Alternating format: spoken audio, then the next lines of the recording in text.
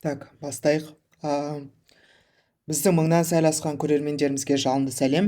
Бұл Маулен. Біраз уақыттан бері жаңа видео салмағандықтан, не үшін олай болғанын түсіндіріп, және жаңадан жазылған көрермендеріміз болса, солармен танысып, өзімізді таныстырып өткен дұрыс деп ойладық. Сондықтан бұл жай ғана қысқа таныстыру видео, жалпы пайдалы контенттің көкесі әлі алда болады. Сонымен суретте көріп тұрғандай біз ребрендинг жасадық. Біз енді QAnon емес, жаңа атпен жұмысты жалғастыратын болдық, яғни Маулен and Нұрхан Finance. Осы қысқа видеода мен өте тез QAnon тарихынан бастап бүгінге дейінгі қалай эволюция болғанын айтам, және видеоның соңында сізге бір пайдалы сыйлықпен бөліскім келіп тұр.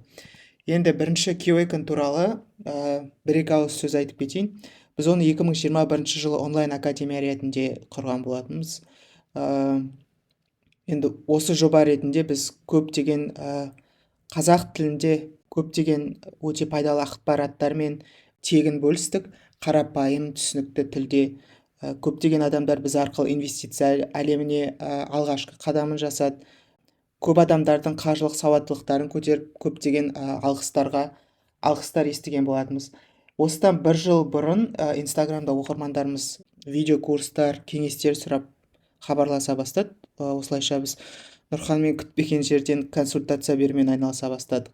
Көп жандарға біздің жұмысымыздың нәтижесі ұнап, оларды жақындарын айтып, сөйтіп хабарласушылар көбейе бастады.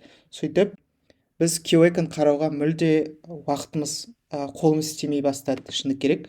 Бұл сұрақты қалай шешеміз деп біраз ойланып, осылай ребрендинг жасап, бұдан былай консультацияларға көбірек мән береміз деп солай шештік.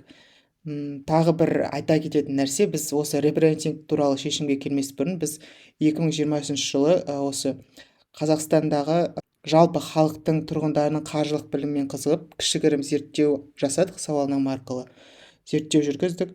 Нәтижесінде көптеген адамдар қаржылық білім бойынша көмекке мұқтаж екенін байқадық. Енді бізді танитындарымыз бізді білесіздер, ал жаңадан келген оқырмандарымызға, көрермендерімізге тағы да өзімізді қысқаша таныстырып өтсек деймін. Сонымен біз осы Маулен and Нұрхан Finance ұйымы ретінде сіздерге қазақ және орыс тілді адамдарға, қазақстандықтарға түсінікті әрі қарапайым тілде өз қаржыңызды тиімді басқаруға көмектескіміз келеді. Біз бұл идеяға қалай келдік? Жаңа айтқанымдай, біз QAnon-нан бастадық, кейін осылай зерттеу жүргізіп, адамдардың көмекке мұқтаж екенін байқап, осындай қызметтерді ұсынамыз деп шештік. Енді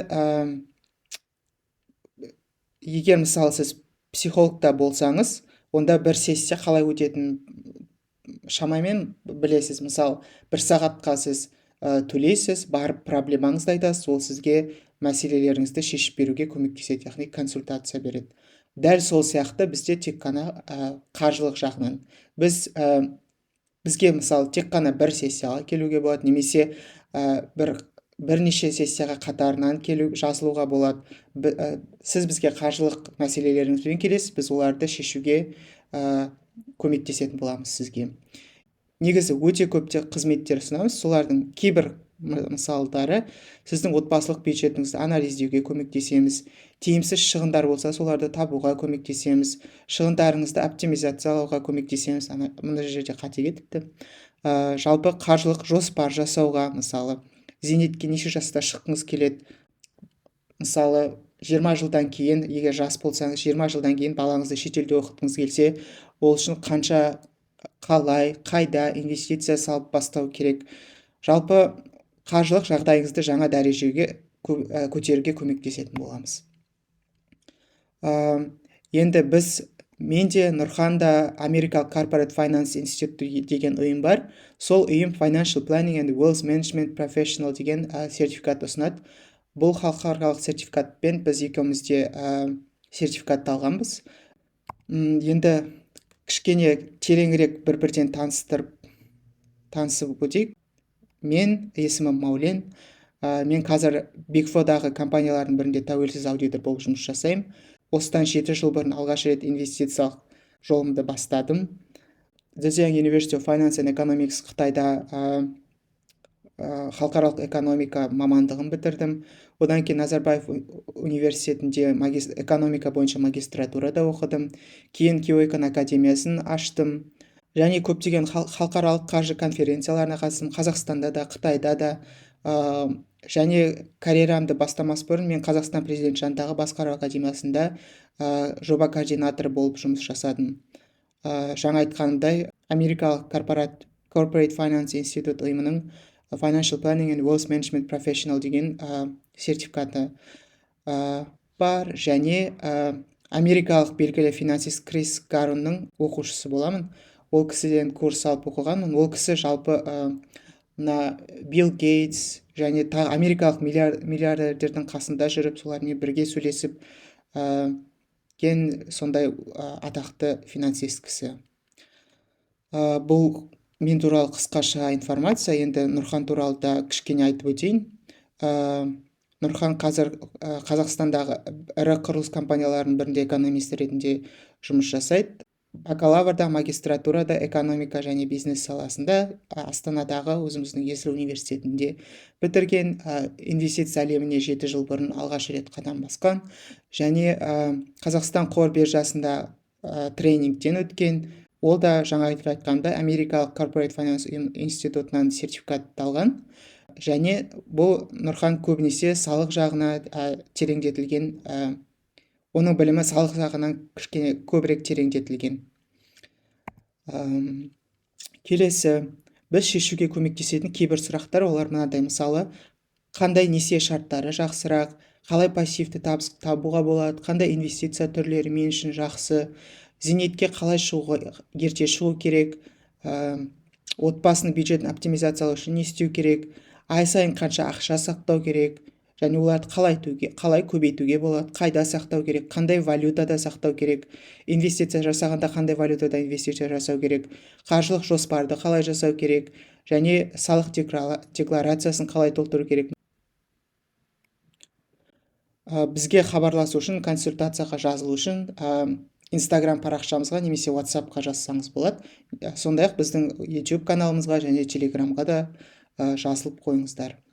Сіздерді консультацияда күтеміз. Және бір айта кететін нәрсе, біз 16-шы, 17-шы, 18-ші желтоқсанда 2023 жылдың біз тегін консультациялар сыйлық ретінде ұсынатын боламыз. Орын шектеулі, сондықтан кім бірінші жазылса, солай қызмет көрсетеміз, консультация береміз. Енді сыйлық туралы бір-екі сөз айтып кетейін. Сыйлық туралы бір-екі ауыз сөз. Осы видеоның астында сілтеме болады. Сол сілтемеге өтсеңіз, форма тұрады. Ол формада тек қана 3 мәліметті көрсетесіз: аты жөніңізді, телефон нөміріңізді, және имейліңізді. Содан кейін сізге осындай Excel файлды жүктеп алуға сілтеме болады. Осы Excel файлды жүктеп алғаннан кейін осыны өзіңіз компьютеріңізде немесе телефонға жазып алып қолдана берсеңіз болады.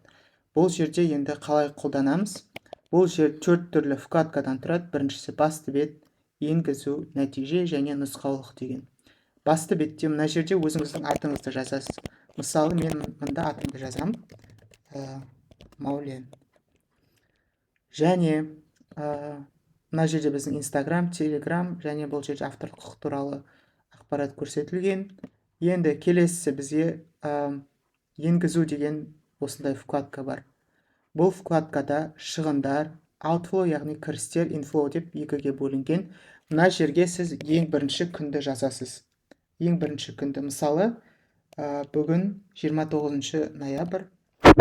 Так, жұмысырайым. 29 ноябрь. 11-і, 29-і. Вот, осылай жазған кезде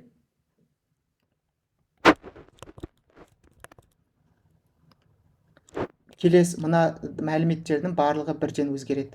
Мінекей, ертеңгі күн, одан кейінгі күн, осылай. Мысалы, мен мынаны қазір 28-не өзгертсем, онда міне мыналардың барлығы өзгерді тоже. Яғни сіз мына жерге бірінші күнді жазсаңыз, сол күнге қарай барлық күндер өзгереді. Мысалы, мен қайтадан 29-ын ауыстырамын. Мінекей 29-ын ауыстырғанда барлық күн өзгерді. Енді бұл жерде мына жерде категориялар жазылған. Сіз күн сайын өз шығыныңызды осында жазып отырасыз.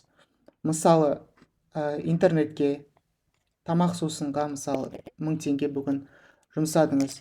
Кейін мысалы мына жерден білімге мысалы балаңыздың қосымшаға қатысатын болса, сол жерге бүгін мысалы 30 000 теңге төледіңіз.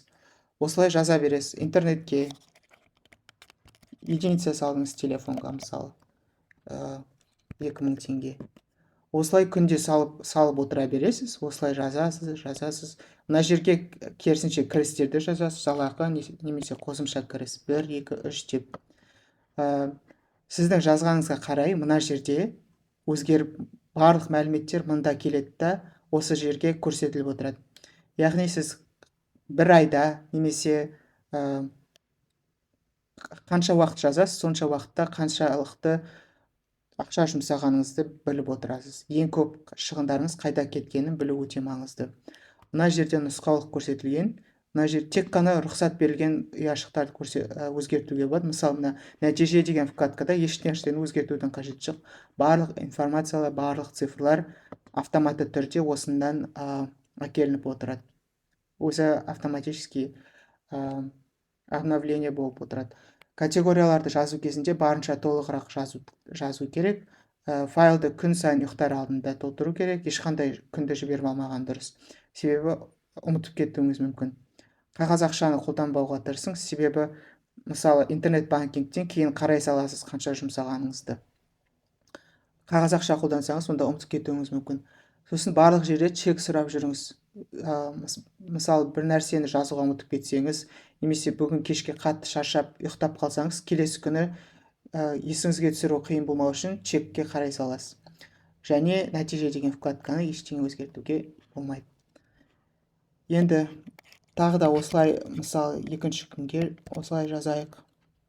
3300 жақсы. 5000, 10 000. Мінекей барлығы, мысалы, мына күні сіз барлығы 15300 теңге жұмсадыңыз. Мына жерде байқасаңыз өзгерді. Бұл не үшін керек? Қаржылық сауаттылық негізінде ең маңызды нәрселердің бірі, ең қарапайым нәрселердің бірі бұл шығындарыңыздың қайда кетіп жатқанын біліп отыру өте маңызды. Хотя бы бір ай, ең аз дегенде бір ай, негізі 3 ай бақылаған жақсы болады негізінде. Осы сыйлықты жүктеп алу үшін видеоның астындағы сілтемеге өтіңіз. Видеоның соңына дейін қарағаныңызға рахмет. Алдағы пайдалы ақпараттарды жіберіп алмау үшін жазылып отырыңыздар. Сұрақтарыңыз болса, біздің Инстаграмға, WhatsAppқа, Телеграмға жаза берсеңіз болады. Барынша көмек көрсетуге, сіздерге консультация беруге тырысатын боламыз.